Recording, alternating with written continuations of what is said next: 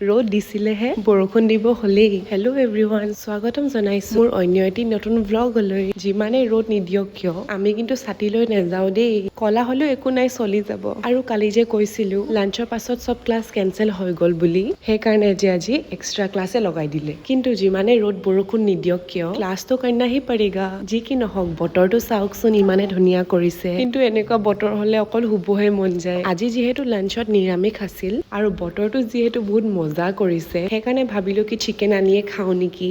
আৰু যে এনেকে বেক কেমেৰা কৰিলে মোৰ মুখখন কিবা বেকা নিচিনাহে আহে দেখোন। সেইকাৰণে যে আপোনালোকে যিমান পাৰে ইগনৰে কৰিব। মইতো জিম যাওঁ বুলি আপোনালোকে চবে জানেই। মোৰ মানে বইল এগছ খাই খাই আমনি লাগি যায়। সেইকাৰণে যে এই চাটনি কেইটা কিনি লৈ তেতিয়া মানে খাইও বহুত বেছিয়ে ভাল লাগে। আপোনালোকেও কিনিব পাৰে, ট্ৰাষ্ট মি, বহুতে টেষ্টি লাগে। আকৌ যে ভাত খাই মেলি ওলালো ক্লাছ কৰিবলৈ। ক্লাছ মানে কি আৰু, এতিয়া অকল লেবহে আছিল।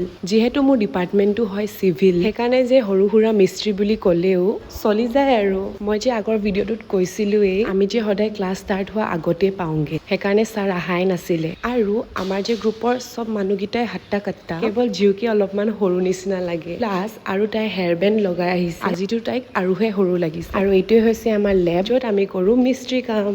আমাৰ যে কলেজত চিজনেল ফ্ৰুটছ আপুনি চব পাব।